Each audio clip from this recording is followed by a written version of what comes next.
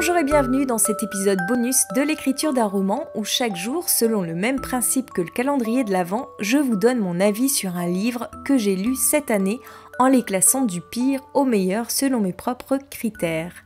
Aujourd'hui, on en est donc au 20e roman de ma pile et c'est un livre que j'ai pioché dans la bibliothèque de mes parents car il s'agissait d'un auteur que je n'avais encore jamais lu et que j'avais envie de découvrir. C'est ainsi que j'ai découvert Le Nœud de Vipère de François Mauriac, paru aux éditions Bernard Grasset.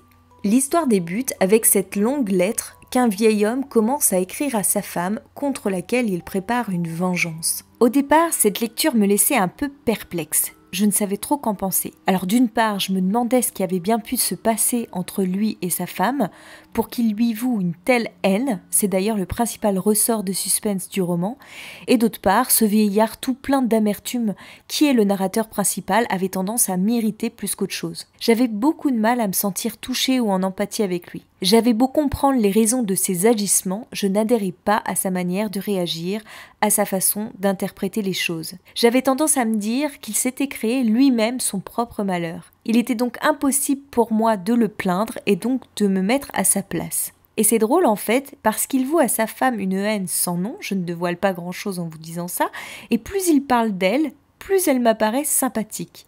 Comme si ses raisons à elle étaient plus simples à comprendre que celles du personnage principal. Par contre, la psychologie du protagoniste est décrite de manière très fine et va au plus juste. C'est l'une des forces majeures de ce roman d'ailleurs. Mais j'ai quand même été très peu touchée à la lecture. Sauf à un moment dont je ne vous parlerai pas pour ne pas vous gâcher le plaisir de le découvrir par vous-même.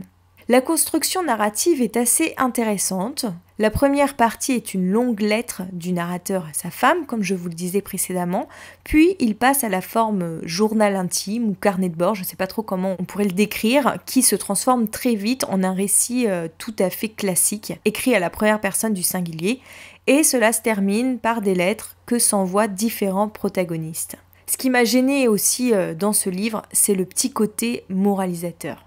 Je ne vais pas m'étendre plus sur cette lecture, c'est un tout petit livre qui se lit quand même relativement bien, qui n'est pourtant pas de l'époque actuelle. Donc je vais vous laisser vous faire votre propre avis et n'hésitez pas à venir m'en parler sur Instagram par exemple, où vous pouvez me retrouver sous le nom d'Aurélia Horner.